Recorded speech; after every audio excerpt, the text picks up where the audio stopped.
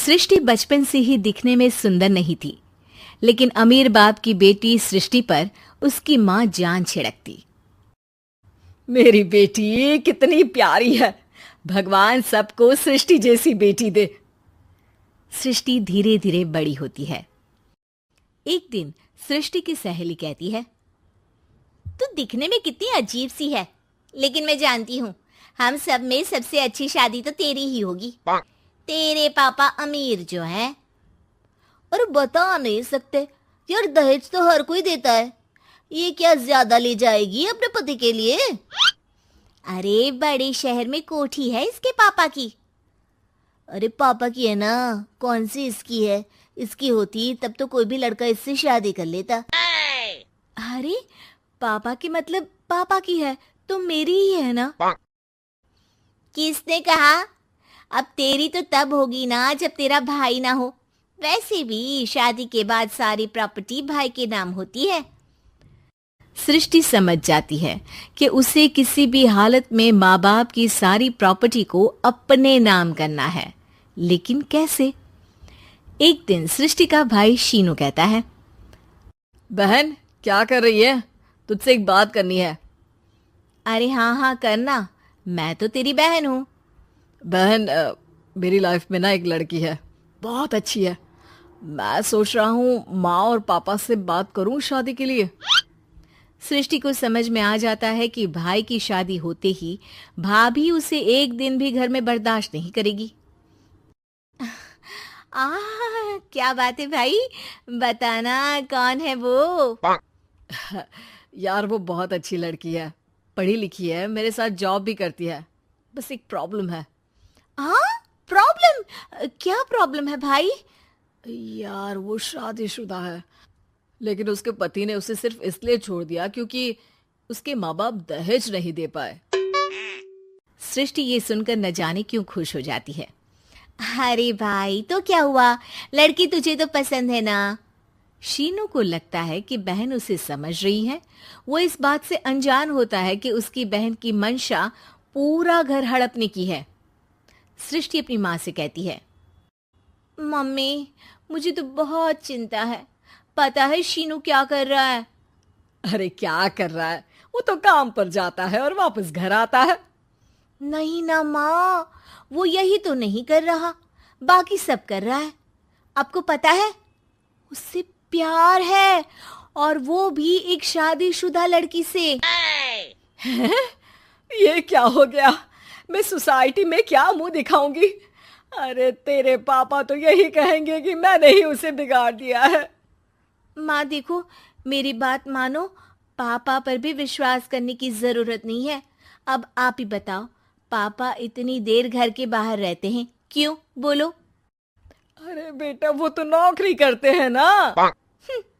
तू बहुत भोली है माँ, पापा का ऑफिस तो 7 बजे खत्म हो जाता है, लेकिन देखो कितनी देर से आते हैं। अरे नहीं नहीं बेटा, ऐसी कोई बात नहीं है। सृष्टि माँ को एक औरत से बात करते पिता की फोटो दिखाती है। देखो माँ कैसे हैं पापा, मैं ना कहती थी कि पापा सही नहीं है।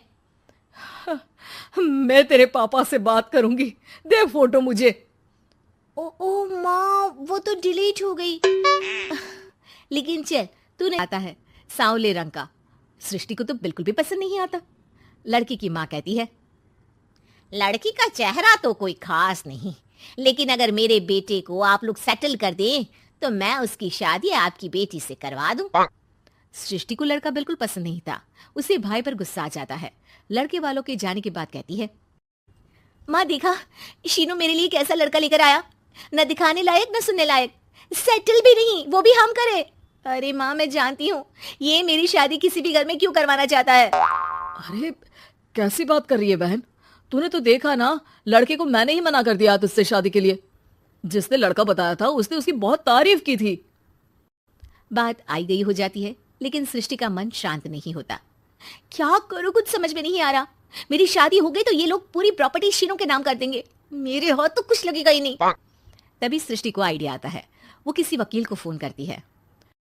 जी देखिए, अगर आपके मम्मी पापा का तलाक हो जाता है तो आपके पिता की आधी प्रॉपर्टी आपकी माँ के नाम हो जाएगी, फिर उसे वो किसी को भी दे सकती है। सृष्टि अब माँ को बेटे के खिलाफ भरती है। माँ, शीनू पर नजर रखा करो, वो जिस लड़की के प्यार में है ना वो शादीशुदा है। यहाँ आएगी, सारा पैसा, रुपया, जमीन, जायदाद सब हड़प लेगी। पापा का भी हाल तुमसे छुपा नहीं है। ऐसा ना हो कि मैं और आप एक दिन सड़क पर भीख मांगे। हे भगवान, मैं तो जीते जी मर जाऊंगी अगर ऐसा हो गया तो। ऐसा हो गया नहीं माँ, ऐसा ही होगा। अभी समय है, आगे का सोच लो। मैं तो कहती हूँ पापा से आधी प्रॉपर्टी लेकर अलग हो जाओ। पापा की आधी प्रॉपर्टी भी हम लोगों को अगर मिल जाती है ना तो अगले 7 जन्म सफल समझो। बेचारी माँ बेटी के कहने पर पति से तलाक लेकर अलग हो जाती है। सृष्टि अब पैसों से गाड़ी और अपने दूसरे महंगे शौक पूरे करने लगी। उसके दोस्त भी उसके पैसे इस्तेमाल करते।